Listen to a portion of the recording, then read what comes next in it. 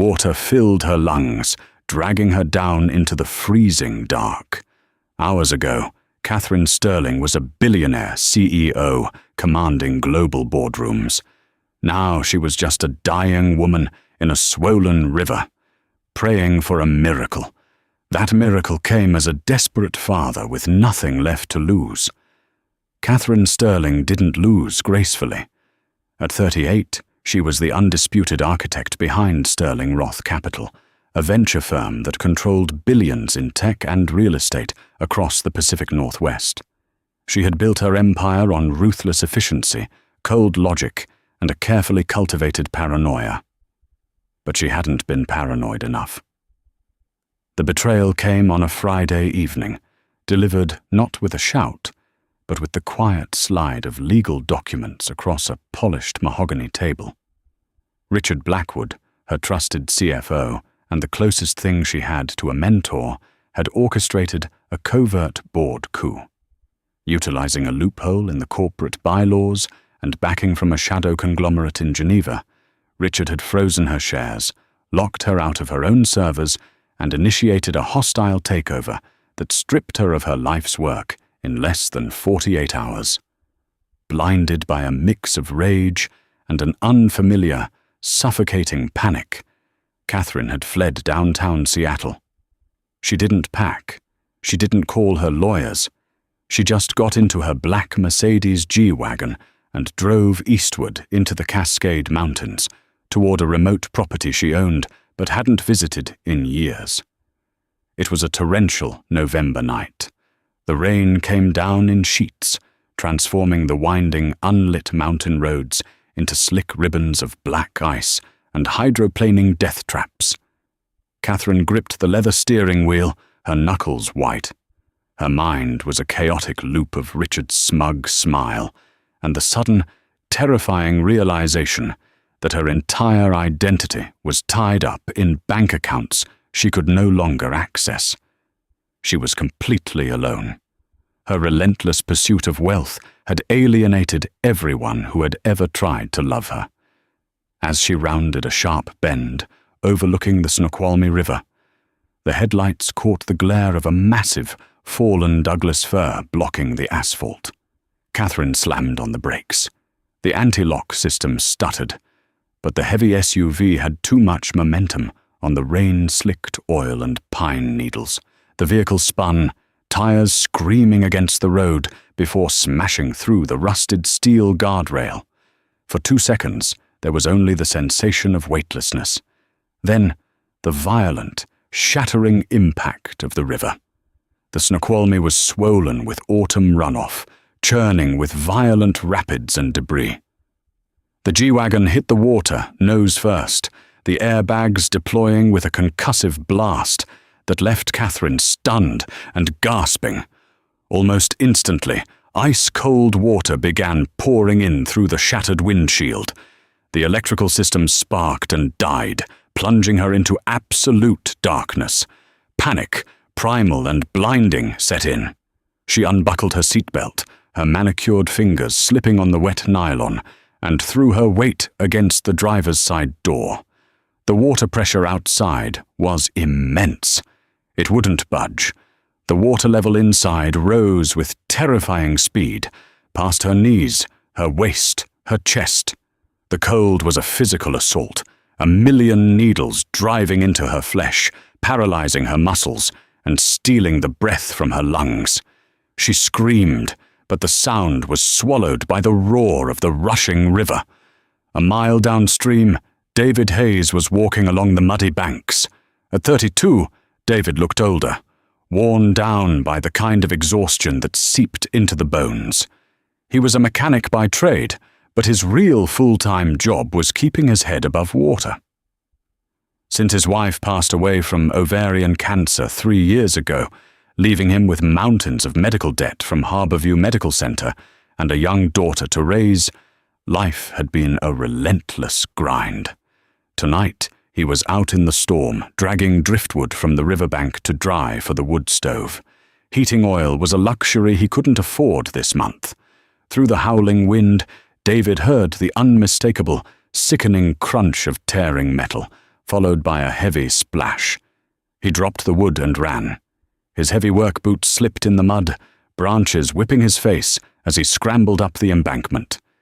In the faint, ambient light of the moon breaking through the storm clouds, he saw the dark shape of a vehicle sinking in the middle of the river's current. David didn't think. He didn't weigh the risks of jumping into a swollen, freezing river in the middle of the night. He just thought of the terror of whoever was trapped inside. He stripped off his heavy canvas jacket and his boots and dove into the black water. The cold hit him like a freight train. It stole his breath and seized his chest, but adrenaline pushed him forward. He swam with frantic, powerful strokes, fighting the current that threatened to drag him downstream. When he reached the sinking SUV, only the roof and the rear window were visible. Through the glass, he saw her. A woman, her face pale as a ghost, pressed against the remaining pocket of air at the roof of the car. Her eyes met his, wide, terrified, pleading. David grabbed the door handle, planting his bare feet against the side of the sinking car, and pulled with every ounce of strength in his shoulders. It was jammed. The car gave a sickening lurch, sinking deeper. The water inside reached the woman's chin. Desperate, David swam to the rear where the window was already fractured from the crash. He wrapped his flannel shirt around his fist and smashed it into the weakened glass. Once, twice, 3 times. On the 3rd strike, the glass gave way.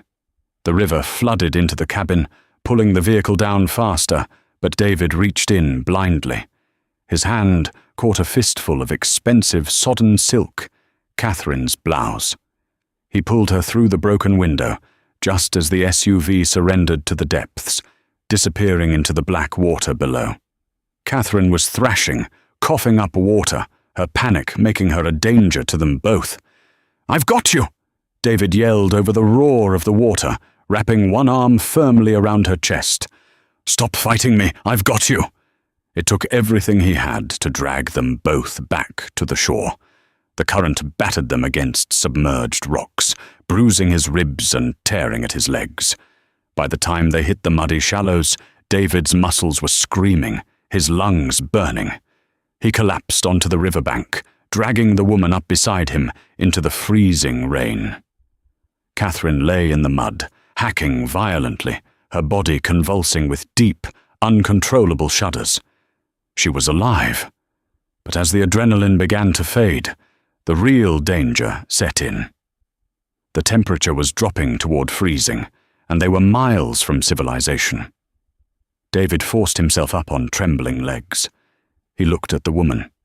She was dressed in what looked like a custom-tailored designer suit, now ruined and plastered to her skin. Her lips were taking on a terrifying shade of blue. Hypothermia was already setting in. "Hey," he said, shaking her shoulder. "Hey, stay awake. We can't stay here. My cabin is a 1/4 mile up the trail." Catherine couldn't speak. Her teeth chattered so violently it sounded like breaking glass. Her eyes were unfocused, staring into the dark woods as if she couldn't comprehend where she was or how she had fallen so far from the penthouse suite of Sterling Roth. David didn't wait for an answer. He scooped her up into his arms. She was surprisingly light, though the dead weight of her soaked clothes made the trek agonizing. He carried her through the dense, rain-soaked pines, his bare feet bleeding from sharp rocks and pine cones, focused only on the warm glow of the small window in the distance. His home was a modified, single-wide trailer with a small wooden extension he had built himself. It wasn't much, but it was dry. He kicked the front door open, the wind howling as they entered the modest living space. The air inside was cool. The fire had died down to embers, but it was a sanctuary compared to the storm outside. He laid Catherine down on the worn, plaid sofa in the center of the room. Through the thin wall, he could hear the soft, rhythmic breathing of his 6-year-old daughter, Chloe, fast asleep in her small bed. He had to keep his voice down. "I'm going to get the fire going. David whispered, moving quickly to the wood stove. He threw in some kindling and a splash of kerosene, striking a match. The flames roared to life, casting dancing, orange shadows across the cramped room. He turned back to Catherine. She was curled into a tight fetal position, clutching her knees to her chest. The shivering wasn't stopping. It was getting worse. Her skin was icy to the touch, and her breathing was dangerously shallow. "You need to get out of those wet clothes," David said gently, pulling a thick, faded wool blanket from a nearby trunk. "They're just keeping the cold trapped against your skin. I'll get you some of my dry sweats." Catherine didn't move. The trauma of the day, the betrayal by Richard, the loss of her empire, the suffocating darkness of the river, was catching up to her, shattering the formidable psychological walls she had spent a lifetime building. Her mind was slipping into a state of shock-induced delirium. David walked to the kitchen counter where his ancient landline sat. He picked up the receiver. Dead air. The storm had knocked out the phone lines. He cursed under his breath and pulled his cheap, prepaid cell phone from the counter. No service. They were in a dead zone. "Okay," David muttered to himself, rubbing his face. "Okay. The phone lines are down. My truck is parked up at the main road because the dirt driveway is washed out." He walked back to the sofa and knelt beside her. "Listen to me," he said, keeping his voice steady and calm. "I have to leave for a little bit. I need to hike up to the main road, get my truck, and drive until I find a signal to call an ambulance. You need a hospital." At the word leave, Catherine's eyes snapped open. The dull haze of hypothermia was pierced by a sudden, jagged spike of sheer terror. Leave. Everyone left. Her father had left when the bankruptcy hit. Her partners had left her the moment Richard offered them a better equity split. In Catherine's world, loyalty was a myth. People only stayed as long as they were being paid, as long as there was something to extract from her. And now, she had nothing. Her phone was at the bottom of the river. Her bank accounts were frozen. She was entirely stripped of the armor of her wealth, reduced to a shivering, broken animal in a stranger's cabin. If this man left her here, alone in the dark, she knew with absolute certainty that she would die. The cold was sinking into her organs. The darkness was closing in. As David stood up to grab his dry boots, Catherine's hand shot out. Her grip was startlingly strong, her frozen fingers digging into his wrist. "No," she rasped, her voice a broken, gravelly whisper. Don't leave me." "I have to," David said, his brow furrowing with concern. "You're freezing. You need medical attention. I'll only be gone 20 minutes. "They always leave," she murmured, a tear mixing with the river water on her cheek. The corporate titan was gone. Only the frightened child remained. Her mind was racing, trying to find a negotiation tactic, an angle, a leverage point. How do you negotiate when you have zero capital? She looked at him. He was a man. Men always wanted something. In the cutthroat world she inhabited, everything was a transaction. You gave something to get something. What did she have left to give? With trembling, clumsy hands, Catherine reached for the buttons of her ruined silk blouse. Her fingers were stiff, lacking the coordination to undo them, so she simply pulled, popping the top 2 buttons off. The expensive fabric tore slightly. David stepped back, confused. "What are you doing?" "Stop, you need to save your energy." "I don't have any money," Catherine interrupted, her voice shaking violently, her eyes locked onto his with a desperate, feverish intensity. My accounts are frozen. I can't write you a check. I can't buy your time."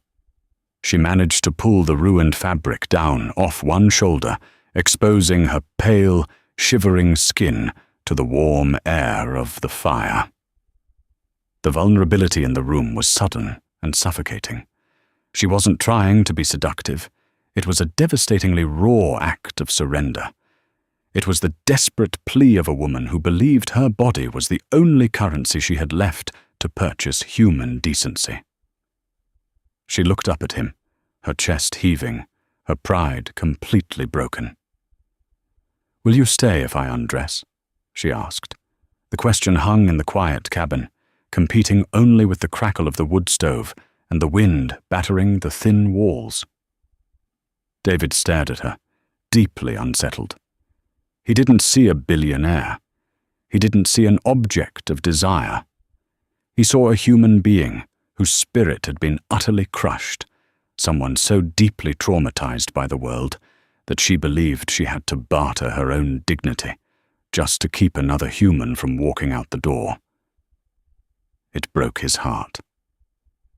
He slowly knelt back down. He didn't look away, but his gaze was devoid of the transaction she was expecting. He reached out, took the heavy wool blanket, and gently, methodically, wrapped it around her shoulders, pulling the torn silk back into place.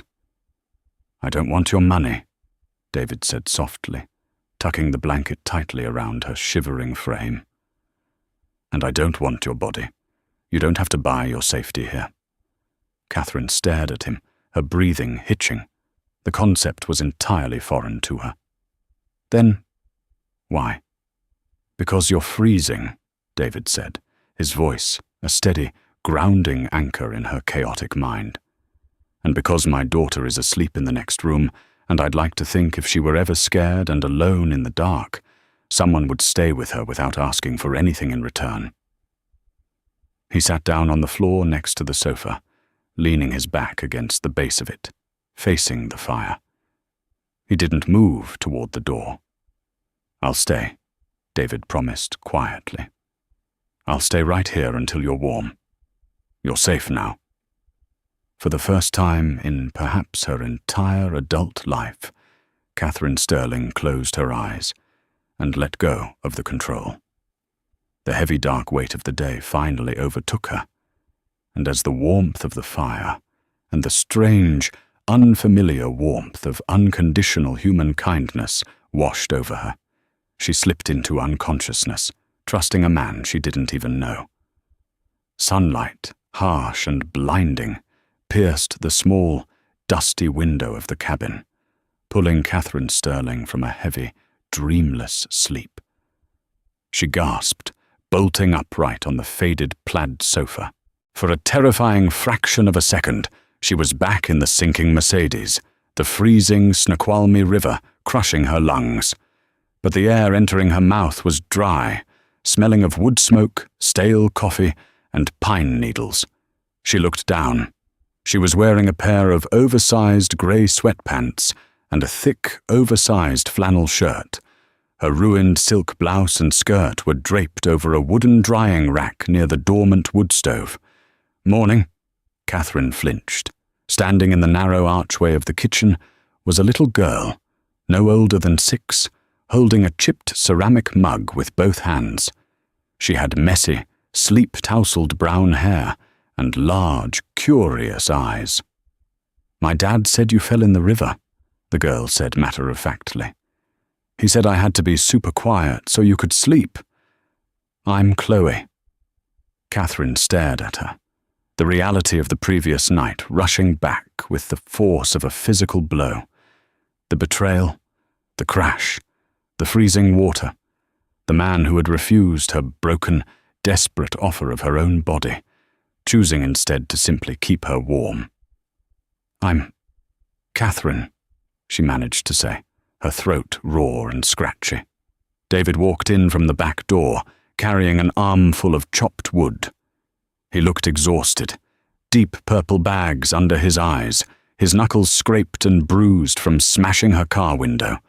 He dropped the wood into the metal bin next to the stove and offered a tired, reassuring smile. "Glad to see you're awake. Fever broke around 4 in the morning," David said, walking over to check the back of his hand against her forehead. His touch was clinical, respectful. I made some oatmeal. It's not the Ritz, but it'll get your blood sugar back up." As David moved to the kitchen to fetch a bowl, Catherine's eyes drifted to the small, cluttered dining table. It was covered in stacks of mail. To a CEO, trained to analyze data at a glance, the red lettering was unmistakable. Final notice. Harborview Medical Center, past due, collection agency assigned. She looked at the sheer volume of the envelopes. There were hundreds of thousands of dollars in medical debt sitting on that table. This man was drowning, just as surely as she had been, suffocating under a mountain of bills he could never hope to pay on a mechanic's salary. Yet, when a billionaire had offered him a blank check of her dignity, he had asked for nothing. "Your wife?" Catherine asked softly, nodding toward the bills as David handed her a steaming bowl. David paused, a shadow crossing his face. "Ovarian cancer. She fought hard for 3 years. The insurance companies fought harder to deny the experimental treatments." He forced a small smile for Chloe's sake. "We managed, though. Right, Bug?" Chloe nodded happily, eating her oatmeal. Catherine felt a strange, tight sensation in her chest. It wasn't the lingering cold, it was a profound, unfamiliar sense of guilt. She oversaw algorithms that routinely liquidated distressed assets, putting thousands of people like David out of work to boost quarterly margins. For the first time, she was sitting in the living room of the human collateral. "David," Catherine started, her voice firming up, taking on a fraction of the authoritative tone she used in the boardroom. "My name is Catherine Sterling. I am the CEO of Sterling Roth Capital. Or I was, until about 14 hours ago." She quickly explained the hostile takeover, Richard Blackwood's betrayal, and the shadow conglomerate in Geneva. "Richard didn't just freeze my assets. To finalize the transfer of the primary voting shares, the corporate bylaws require my physical signature on the master ledger, or proof of my incapacitation. He engineered a panic so I would run. But he needs me to sign those papers by Monday morning." David frowned. "So you're saying he stole your company, and now you have nothing?" "I have a countermeasure," Catherine said, her eyes narrowing with a familiar, tactical fire. "A poison pill protocol written into the founding charter. It dilutes the voting shares instantly if activated by a specific, encrypted authorization code. But I have to give that code to my personal attorney, Arthur Pendleton, verbally. My phone is at the bottom of the river." David looked at her wrist. "What about that?" Catherine looked down. She was still wearing her waterproof, high-end smartwatch. "It has an eSIM. It can make calls, but the battery died during the drive up the mountain." She sighed, defeated. "It requires a magnetic charging dock. I don't have it." David stepped closer, inspecting the back of the watch. 4 small gold contact pins. A mechanic's smile touched his lips. "It's just transferring voltage. 5 volts usually. Give me 20 minutes. While David took the watch out to his makeshift workshop shed, splicing an old USB cord and hooking it up to a series of resistors and a spare truck battery, Catherine paced the small cabin. Suddenly, the deep, guttural crunch of heavy tires rolling over the washed-out gravel driveway echoed through the trees. Catherine froze. David had said his truck was parked up at the main road. She crept to the window and peered through the dusty blinds. A matte black Lincoln Navigator had aggressively parked near the tree line. 2 men in dark, tactical-style rain jackets stepped out. They weren't police. They weren't paramedics. The man in the lead, a broad-shouldered enforcer named Gregory Trench, held a tablet in his hand. Panic seized her. The emergency beacon. The G-Wagon had an automated SOS system. It must have pinged its GPS coordinates to the private security firm Richard controlled before the water shorted the battery. They hadn't come to rescue her. They had come to force her signature on the master ledger, or ensure she was permanently incapacitated in the river. David walked back through the rear door, the smartwatch screen glowing faintly with a beautiful 12% battery icon. "Got it to jump," he said, holding it out. "David, hide," Catherine whispered, backing away from the dusty front window, her face suddenly pale. "They're here. Richard's men." Before David could fully process the warning, a heavy fist pounded on the thin aluminum front door, rattling it on its hinges. "Hello in there," a deep, falsely polite voice called out. "We're looking for a missing woman. Her car went off the road near here." David looked at Catherine, then at Chloe, whose eyes were wide with fear from the kitchen counter. His protective instincts, honed by years of single fatherhood, instantly flared. He grabbed Catherine's arm, pushing her toward the narrow hallway. "Take Chloe, go into the bathroom, lock the door, and make your call. Do not come out until I tell you to." "David, they are dangerous men," Catherine hissed, terrified for him. "I deal with busted engines and stripped gears all day," David muttered, grabbing a heavy, solid steel lug wrench from a toolbox near the door. "I know how to handle things that don't work right. Go." Catherine scooped up Chloe and bolted into the small bathroom, locking the flimsy wooden door. She immediately tapped the screen of her watch, her shaking fingers struggling to navigate the tiny interface.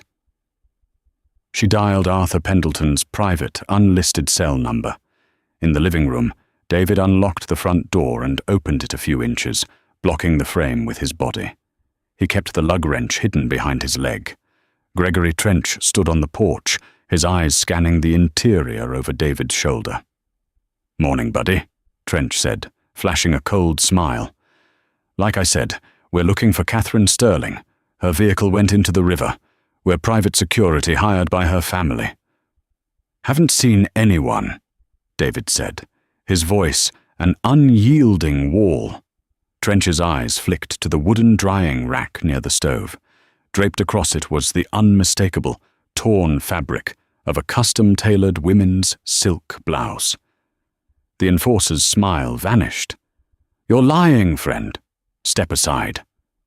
Trench lunged forward, shoving his heavy shoulder into the door. David planted his boots firmly against the floorboards. As Trench forced his way through the gap, David brought the heavy steel lug wrench up, slamming the metal shaft hard against Trench's collarbone. A sickening crunch echoed. Trench roared in pain, stumbling backward off the porch. The second man rushed forward, pulling a telescoping steel baton. He swung wildly at David's head. David ducked, the baton smashing into the doorframe. David drove his shoulder into the second man's chest, tackling him off the porch and into the muddy yard. Back in the bathroom, Arthur Pendleton finally answered. "Pendleton." "Arthur, it's Catherine," she whispered urgently, covering Chloe's ears. "Catherine, thank God. Richard told the board you fled. He's pushing the Geneva transfer through tomorrow."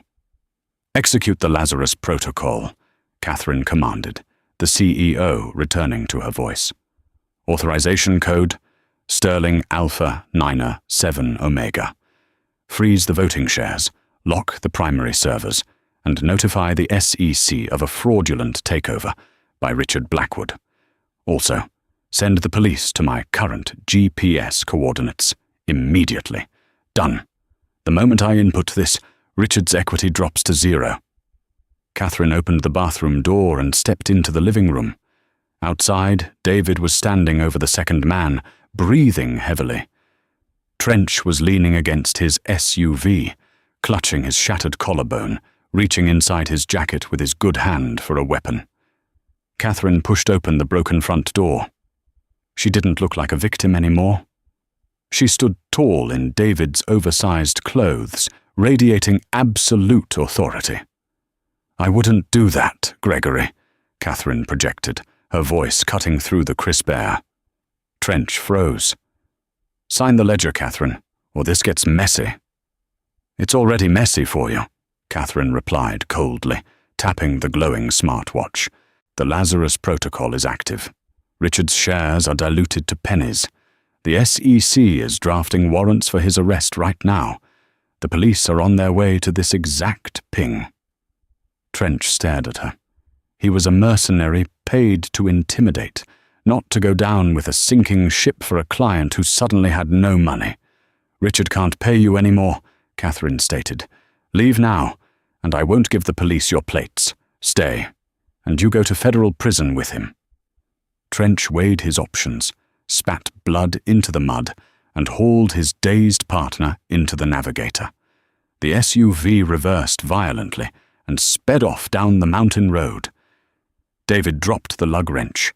He leaned against the porch railing, exhausted, his knuckles bleeding. Catherine walked slowly down the steps.